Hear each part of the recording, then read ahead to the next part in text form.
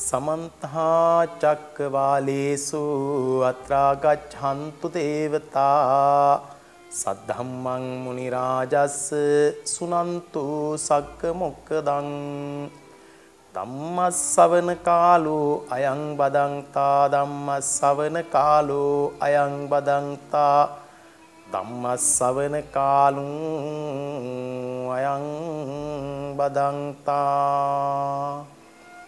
නමෝ තස්ස භගවතු අරහතෝ සම්මා සම්බුද්දස්ස නමෝ තස්ස භගවතු අරහතෝ සම්මා සම්බුද්දස්ස නමෝ තස්ස භගවතු අරහතෝ සම්මා සම්බුද්දස්ස සද්ධා බුද්ධ සම්පන්න වාසනාවන්ත ගුණගරුක කාරුණික පින්වත්නි අද පොසොන්පුර පසළොස්වක පොහොය දවස අනුබුදු මිහිඳු මහරහතන් වහන්සේ ලංකාවට වැඩම කරලා ශ්‍රී සම්බුද්ධ ශාසනය මේ ශ්‍රී ලංකා ධරණි තලයේ මත සනිටුහන් කරපු දිනේ හැටියට පොසොන්පුර පසළොස්වක පොහොය දවස සඳහන් කරන්නට පුළුවන්කම තියෙනවා. එදා අම්බස්තල පර්වතයේ මතට වැඩම කරපු මිහිඳු මහරහතන් වහන්සේ මේ ලංකාවට වැඩම කළේ අරමුණක් නැතුවවත් පෙර බුදුරජාණන් වහන්සේගේ අදිෂ්ඨානයකින් තොරවවත් නෙවෙයි පින්වත්නි. මිහිඳු මහරහතන් වහන්සේ ලංකාවට වැඩම කරන්නට කලින් අපේ ගෞතම බුදු පියාණන් වහන්සේ තෙවරක් මේ ශ්‍රී ලංකා ධරණි තලයේ මතට වැඩම කළා. මහියංගනයට වැඩම කළා ප්‍රථම වතාවට බුදුරජාණන් වහන්සේ ඒ වැඩම කරන්නට යෙදුනේ උන්වහන්සේ මේ ලංකාවට වැඩම කරන්නට කලින් යක්ෂ නාග වැනි ගෝත්‍රිකයන් එහෙම නැත්නම් යක්ෂයන් විසින් පාලනය කරපු ප්‍රදේශයක් හැටියට ලංකාව හඳුන්වනවා. ඒ වගේම අනිකුත් බුදුරජාණන් වහන්සේලා මේ ලෝකයට පහළ වෙනකොට ඒ සියලු බුදුරජාණන් වහන්සේලාගෙන් ඒ ධර්මය ශ්‍රී ලංකාවට ලැබිලා තියෙනවා. ඒ හැම කාලයක් තුලදීම ලංකාවේ බුදුදහම සනිටුහන් කරන්නට කලින් යක්ෂ ගෝත්‍රිකයෝ තමයි රැඳිලා තියෙන්නේ. පින්වත්නි, ගෞතම බුදුරජාණන් වහන්සේ අපේ බුදුහාමුදුරුවෝ බුද්ධත්වයට පත් වුණාට පසුවත් මහියංගන ප්‍රදේශයේ යක්ෂයන් দমনය කළා කියලා අපි ඇහුවා. ඒ තමයි උන්වහන්සේ බුද්ධත්වයට පත් වෙලා ලංකාවට වැඩම කරලා ලංකාවේ හිටපු යක්ෂ ගෝත්‍රිකයෝ නැත්නම් යක්ෂයෝ ගිරි දිවයිනට පළවා හැරිය කියලා සඳහන් කරනවා. උන්වහන්සේ වැඩම කරලා අහසේ ඉඳගෙන යමා මහ පෙළහැර පෑවුවා. එදා හරියටම යක්ෂ සමාගමක් තිබුණේ. ඒ යක්ෂ සමාගමේ හිටපු අය කල්පනා කළා අපිටත් වඩා ලොකු යකෙක් ඇවිල්ලාද කොහොමද මේවා දේවල් කරන්න කියලා. මේ ප්‍රාතිහාර්ය දිහා බැලුවට පස්සේදී යක්ෂයෝ ටිකක් බිය වුණා. ඒ වෙලාවේ බුදුරජාණන් වහන්සේ ඔවුන්ගෙන් ඉල්ලීමක් කළා මට පච්චඩේ එලාගෙන වාඩි වෙන්න තැනක් දෙන්න කියලා. නමුත් ඒගොල්ලෝ ඒකට කැමති වුණේ නැහැ. බුදුරජාණන් වහන්සේ අහසේ පළක් බැඳගෙන පත්කඩේ එලාගෙන ඒ පත්කඩෙන් ගිනි ජාලාවක් මතු කරමින් කාටවත් හිරිහැරයක් නොවන විදියට, කරදරයක් නොවන විදියට ගිනි ජාලාවක් මවමින් ඒ යක්ෂයෝ හිටපු තැනට වැඩම කරන්නට යෙදුණා. එන්න මේ යක්ෂයෝ මෙතනින් ඈත් වෙලා ගියා. බුදුරජාන් වහන්සේ ගිරි දිවයින කියලා දිවයිනක් මවලා ඒ දිවයින ඇතුලේ යක්ෂයන්ට අවශ්‍ය කරන සියලුම සැප සම්පත් ඒ පරිසරය සියල්ලම සකස් කරලා ඒ දිවයිනට යක්ෂයෝ පළවා හැරියා කියලා. පළවා හැරලා බුදුරජාණන් වහන්සේ ලංකාව උඩ වටේට 3 වතාවක් වැඩම කරලා 5000ක් කල් සම්බුද්ධ ශාසනය පවතින මේ රට ආරක්ෂා කරන්නට කියලා නැත්නම් ආරක්ෂා වෙන්නට කියලා බුද්ධ අධිෂ්ඨානයක් ඇති කළා කියලා සඳහන් කරනවා. පින්වත්නි, අදටත් ඉන්දියාවේ නොඑක් ප්‍රදේශවල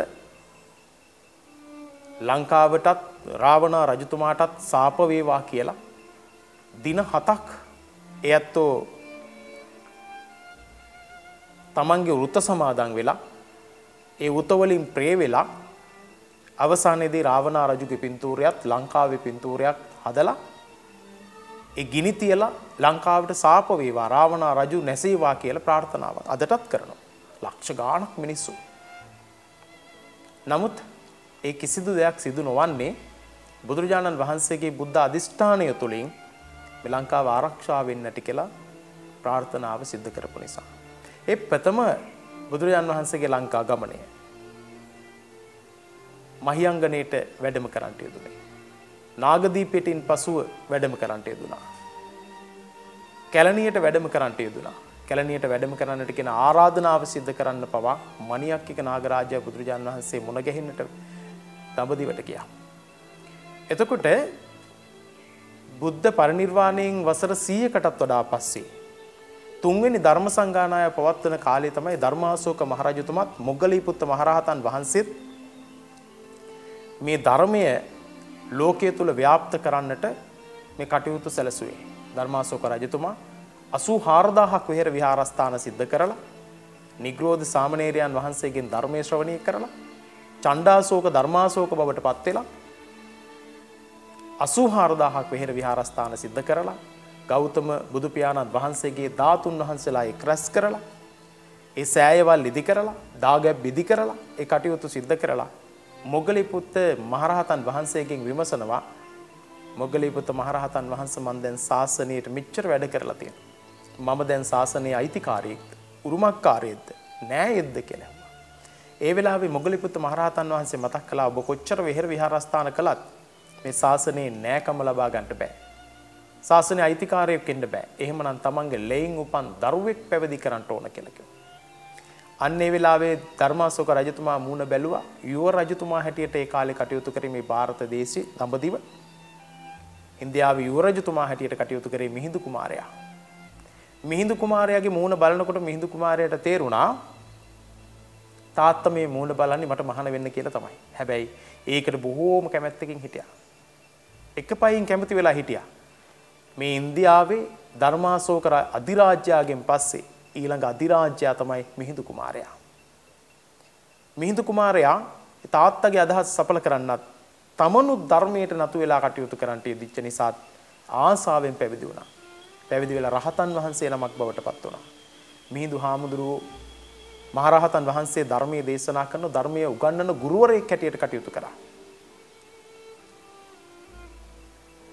ඉන් අනතුරුව ලංකාවට වැඩම කරන්නට යෙදුණා.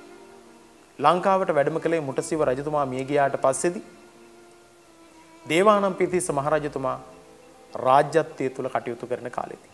එදා අද වගේම පොසොන්පුර 15ක පොහොය. අන්නේ පොසොන්පුර 15ක පොහොය දවසේදී තිස්ස රජතුමා ඇතුළු කණ්ඩායම මුව දඩේමේ ගියා. මේ පොසොන් පොහොය මුවන් දඩයම් කරන දිනයක් හැටියට උත්සවයක් හැටියට තමයි ලංකාව ඉස්සෙල්ලා තිබුණේ. ඒ වෙලාවේදී රජතුමා එක මුවෙක් පස්පස්සේ පන්නගෙන යනවා. රජතුමා තනි වෙනවා. අම්බස්තල පර්වතයේ පැත්තට මේ අනුරාධපුරේ මහා ඝන කැලෑවක් තිබුණේ. ඒ කැලෑව පැත්තට යනකොට මිහිඳු මහරහතන් වහන්සේ රජතුමාව දැකලා තිස්ස කියලා කතා කරනවා.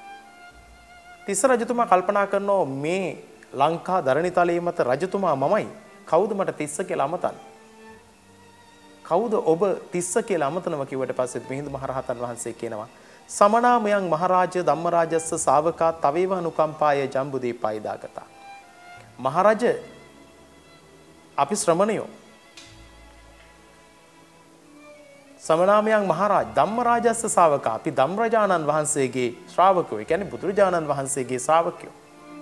තවේව අනුකම්පාය ඔබට අනුකම්පා පිණිස ජම්බුදීපං ඉදාගතා. දඹදිව ඉඳලා ආවා. එහෙම කියනකොටම ධර්මාශෝක රජතුමා පිළිබඳව නැත්නම් තමන්ගේ නොදුටු මිතුරා පිළිබඳව තිස්ස රජතුමාට ඉඟියක් ආවා. එහෙමනම් මගේ යාළුවා මට මොනවා හරි දෙයක් එවලා ඇති. ජම්බුදීපං ඉදාගතා දඹදිව ඉඳලා ආවා කිව්වනේ. ඒ වෙන විට දේවානම්පියතිස්ස රජතුමායි පිළිබඳව හිතුවා. පින්වතුනි මේ කාරණාව ගැඹුරු තැනක් තියෙනවා. ඒ තමයි තිස්ස රජතුමා අපි සමනාමයන් මහරජ අපි ශ්‍රමණයෝ හාමුදුරුවරු කියපු ගමම්ම අඳුරගත්තා.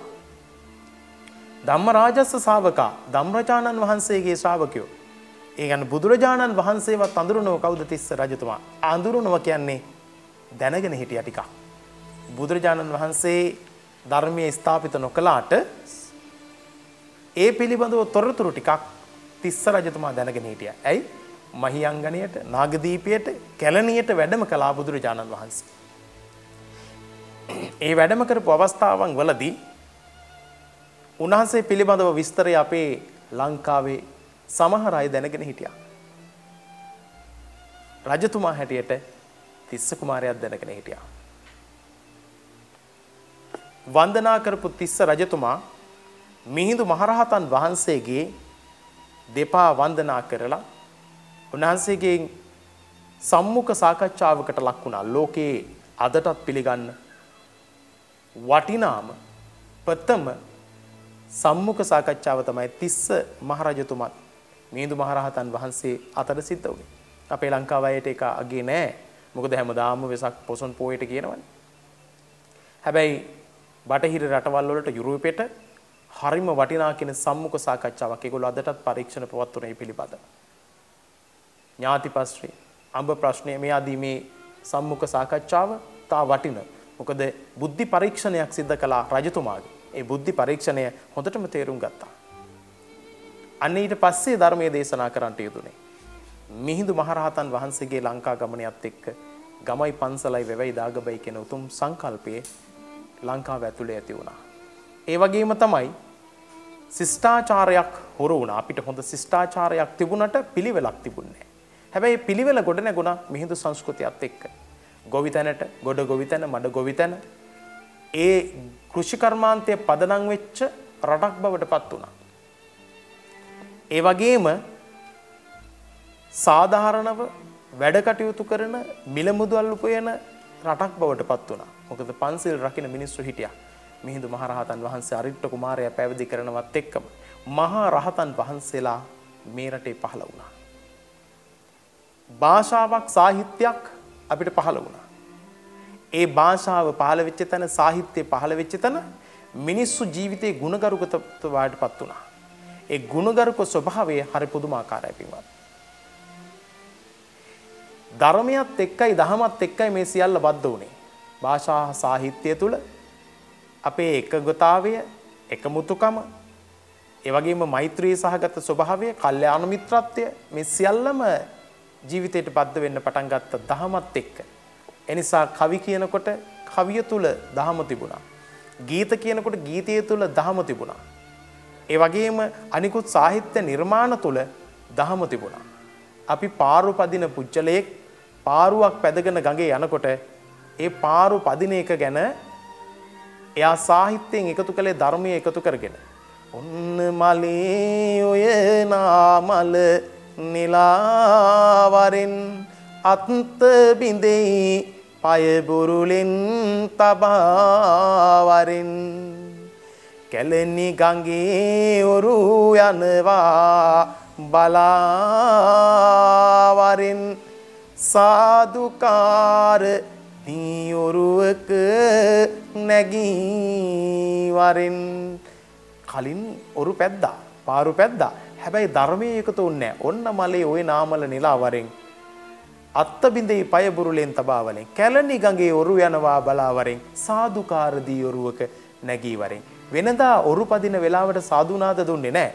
නමුත් කැලණි වෙහෙර දැක්කට පස්සේදී ධර්මයේ ජීවිතයට එකතු වුණාට පස්සේදී සාදුකාරයක් දීලා එතනින් ඔරුව පද්දගෙන යන්න කියලා සාහිත්‍යයේ කවි ඇතුලේ පාරු කවි තුල තිබුණා. අපි පතල් කවි කියනකොට පතලක් හාරනකොට ධර්මයකට එකතු කරගත්ත මහා දරුණු රස්සාවක්නේ ජීවිතයත් මරණයත් අතර තියෙන සටන.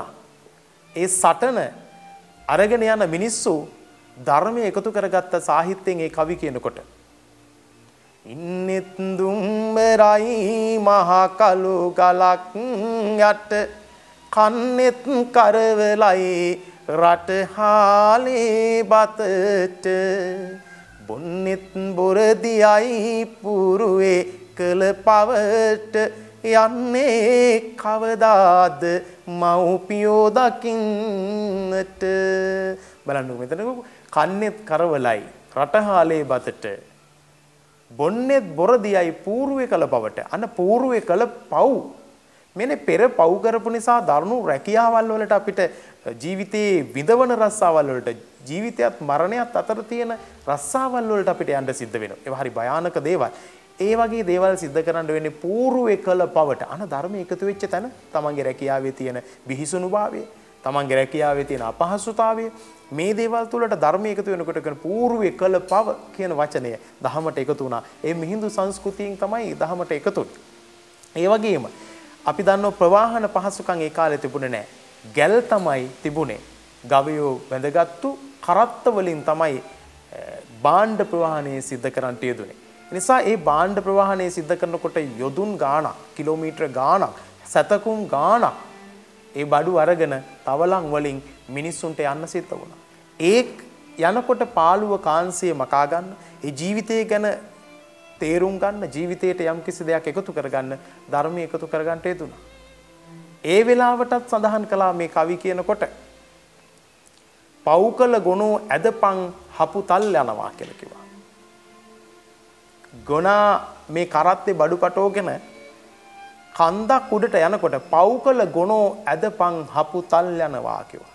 ගොනා පව් කරපු නිසා තමයි කන්ද අදින්නේ. දැන් ඕක බුදුරජාණන් වහන්සේ කියනවා දේශනා කරනවා පින්වතුනි මනෝපුබ්බංගමා ධම්මා මනෝසෙට්ටා මනෝමයා මනසාච්චේ පදුට්ටේන බාසතිවා කරෝතිවා තතෝනං දුක්ඛමං වේති චක්කං වහතෝ පද බලන්නකෝ ධර්මයේ එකතු වෙච්ච හැටි පව් විපාක දෙන්නේ හරියට ගුණා පසුපස යන කරත්තේ වගේලු පින්වතුනි ඔබ නිකමට හිතන්නකෝ ගුණා පසුපසු කරත්තේ යනවා කිව්වට පස්සේ අපිට නිකමට සාමාන්‍ය දෙයක් විතරයි හිතෙන්නේ නමුත් බලන්නකෝ බඩු පටවගත්තු කරත්තයක් අදින ගොනෙක් කන්දක් නගිනකොට ඒ කන්ද අදින්ට ඕනේ අර ගුණා මොනතරම් වීරියක් දාලාද අන්න තමන්ගේ ශ්‍රමය තමන්ගේ පෞකාරකම පෞකල ගුණෝ ඇදපන් හපුතල් යනවා කන්ද බහිනකොට බඩුපටෝ ගත්තු කරත්තකින් ලේසිද නෑ ගුණාට කලින් කරත්ත යන්න හදනෝනේ එතකොට ඒ නිසා බලන්න ගුණා මොනතරම් සමබරතාවයක් පවත්තගෙනද අර කරත්තේ පල්ලෙහාට ගන්න පල්ලමක ගන්න කරත්තේ ඒවට තිරිංග තියනවද එහෙම නැත්නම් ඒකට ෆෝවිල් තියනවද නැහැනේ ගුණාව පසු කරගෙන යන්න උත්සාහ කරනව කරත්තේ පල්ලමට එනකොට ඒක කොහොම හරි සමබර කරගෙන අර ගුණා පහළට එනකොට බලන්න පව් කළ ගුණෝ ඇදපන් හපුතල් යනවා මේ ධර්ම කරුණු පව් කරපු නිසායි මෙහිම මේ බරාදින්න සිද්ධ වුනේ අනුන්ගේ ණය ගෙවන්න සිද්ධ වුනේ මේ ඔක්කොම එකතු වුණා දහමත් එක්ක සාහිත්‍යයට එහෙමයි ගෘහ නිර්මාණ ටික එහෙමයි ඒ වගේම කලා නිර්මාණ ටික අපි අවුකන පිළිමේ ගත්තොත්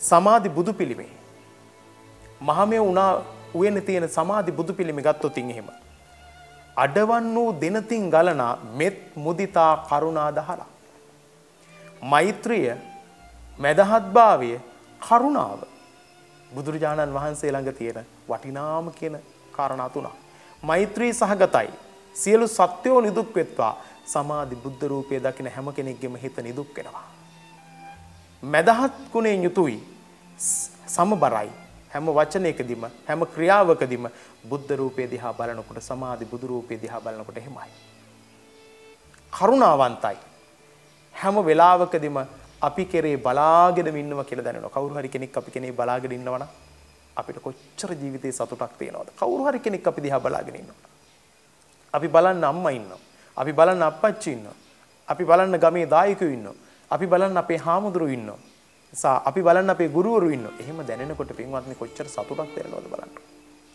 ඒ නිසා අර ගෞකන බුදු රූපයේ අපි දිහා බලාගෙන ඉන්නේ පුදුමතරම් ලස්සනකින්. පුදුමතරම් කරුණාවකින්, මෛත්‍රියකින්, මදහත් ස්වභාවයකින්. ඒ ගල් පිළිමය නිර්මාණය කරපු ගල් වඩුවා ඇයි එච්චර සද්ධාවකින් නිර්මාණය කළේ? ඔහුගේ හිතේ සද්ධාව ඇති වුණා. තුනුරුවන් කෙරේ ගල් වඩුවාගේ ඇතිවෙච්ච සද්ධාවේ ප්‍රතිමූර්තිය ඒ අවුකන පිළිමේ ඒ සමාධි බුදු පිළිමේ අපි දිහා බලාගෙන ඉන්නවා. ඒ මිහිඳු සංස්කෘතියත් එක්ක එකතු වෙච්ච ගම පන්සල වැව දාගබ සංකල්ප. ඒක තමයි ඔබට මුලින්ම මතක් කළේ. වැව්දියෙන් කුසගින නිව්වා අපි. දම්දියෙන් කෙලස් කින නිව්වා අපි. එනිසා නිවන ලබා ගන්න ඕන කියලා හිතුණා. මුව දඩේම වෙනුවට අපි එදාට පොසොන් උත්සවයක් පවත්වන්න පටන් ගත්තා. අපි පන්සල් යන්න පටන් ගත්තා. සෑය මලින් ඉදි කරන්න පටන් ගත්තා.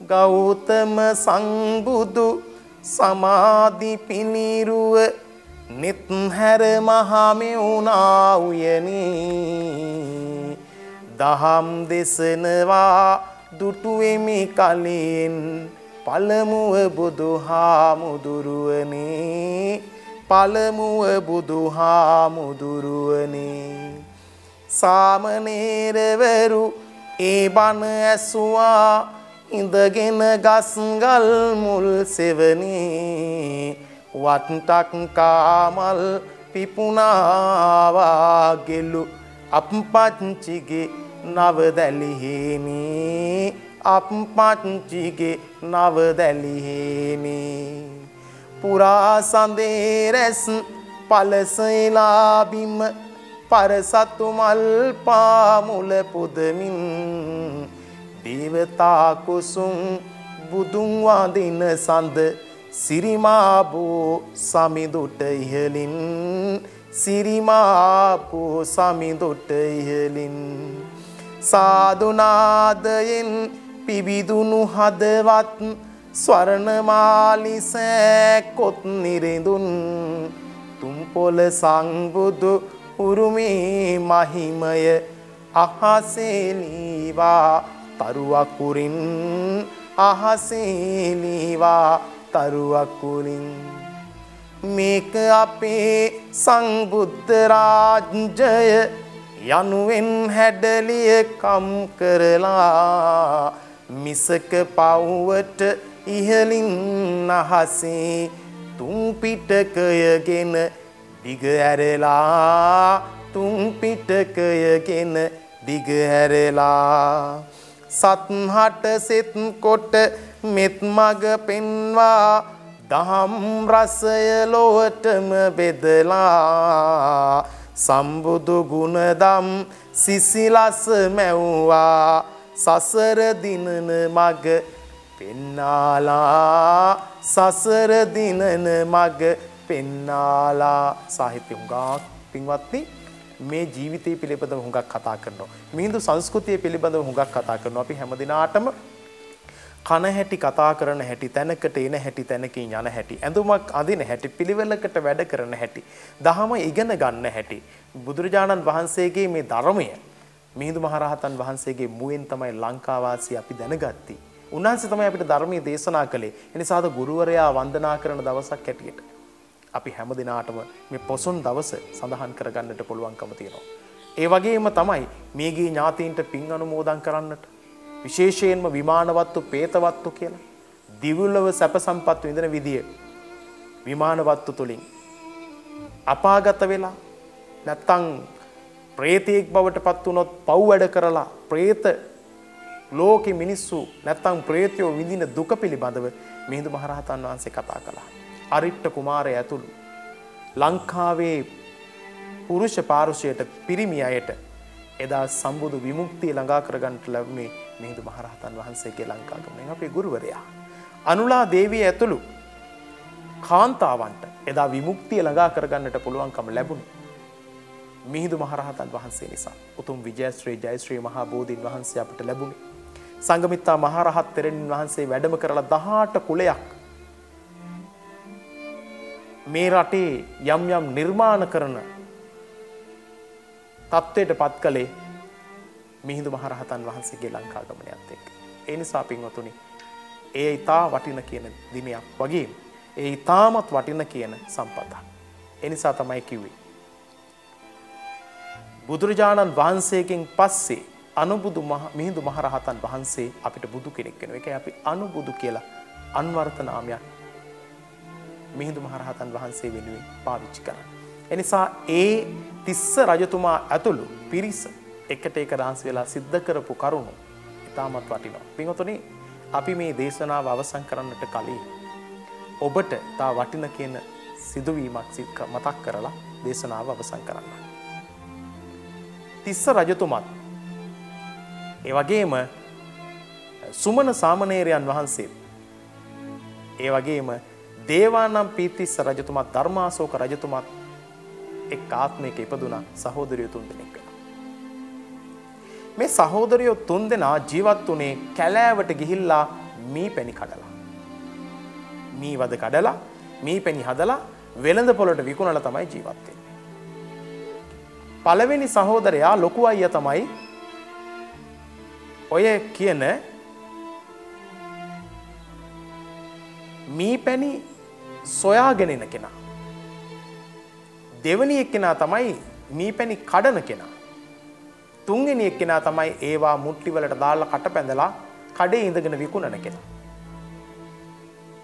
දවසක්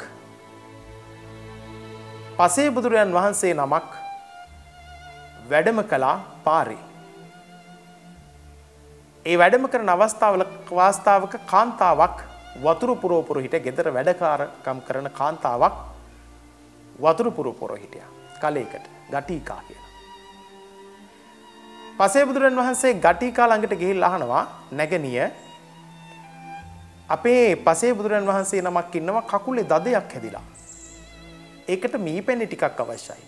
ඔබ ළඟ මී පැණි තියෙනවද කියලා ගටිකගෙන් අහනවා. ගටික කියනවා ස්වාමීනි මගේ ළඟ නම් මී පැණි නැහැ. හැබැයි මී පැණි තියෙන තැනක් මම ඔබ වහන්සේට පෙන්වන්නම් කියලා ඇඟිල්ල දික් කරලා අන්න අර වීදියේ දිගේ ඇවිදගෙන යනකොට අර වෙළඳ සැල් කීපයක් තියෙනවා. අන්න එහා කොනේ වෙළඳ සැලේ මී පැණි තියෙනවා. ඔබ වහන්සේ ගියොත් පුළුවන්කම තියෙයි මේ මී පැණි ලබා ගන්න කියලා. දැන් ගටිකා ඒ පෙන්නලා වතුරු පුරවන්න පටන් ගත්තා. පසේ බුදුරයන් වහන්සේ ගියා අර වෙළඳ සැල් කීපයක් පසු කරගෙන අදාළ වෙළඳ සැලට. යනකොට ඉන්නව අර බාලම මල්ලි. එයාගෙන් ඇහුවා මට මේ වගේ බෙහෙතකට මී පැණි ටිකක් ගන්න තියෙනවද කියලා. වැඩ ඉන්න ස්වාමීන් වහන්සේ කියලා.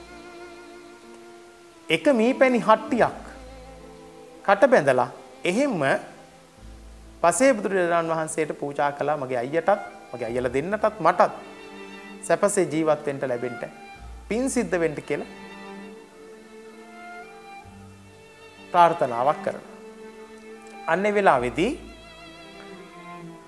අර පසේ බුදුරජාණන් වහන්සේ අර මී පැණි රැගෙන වැඩම කරනකොට නැවත ගටිකාව මුණ ගැහෙනවා. ගටිකට කියනවා මට මී පැණි ලැබුණා. බොහොම පිං ඔබතුමියට පාර පෙන්නුවට.